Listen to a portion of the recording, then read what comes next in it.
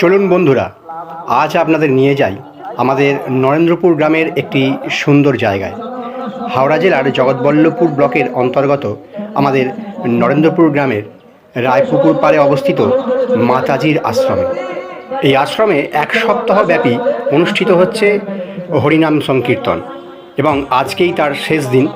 আজকে আমরা সেখানে দেখতে পাচ্ছি যে হরিনাম সংকীর্তন চলছে এবং সেই সঙ্গে সঙ্গে চলছে ভোগের ব্যবস্থা, অর্থাৎ গ্রামের সমস্ত মানুষ সেখানে গিয়ে আজ ভোগ গ্রহণ করতে পারে।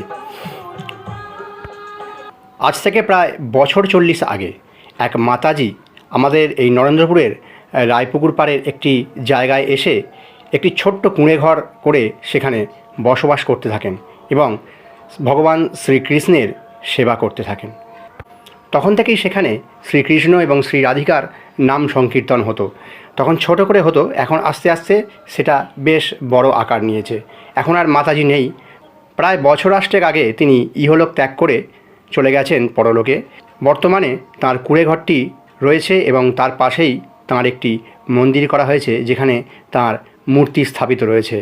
আর শ্রী রাধাকৃষ্ণ সেই সঙ্গে গৌরনিতাইয়ের মূর্তি সহযোগে একটি মন্দির তো রয়েছেই। আজ আমরা এখানে এসে দেখছি সুন্দর নাম সংকীর্তন চলছে এবং পাশেই চলছে ভোগের ব্যবস্থা।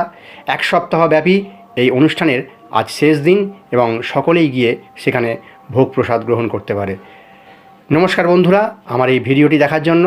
যদি খুব ভালো লাগে আমার এই ভিডিওটিতে লাইক এবং কমেন্ট করুন এবং ভিডিওটি শেয়ার করে সবার কাছে ছড়িয়ে দিন, যাতে সবাই আমাদের এই গ্রামের মধ্যে একটা সুন্দর যে আশ্রম রয়েছে সেটা জানতে পারে এবং এখানে দর্শন করতে আসতে পারে। নমস্কার বন্ধুরা।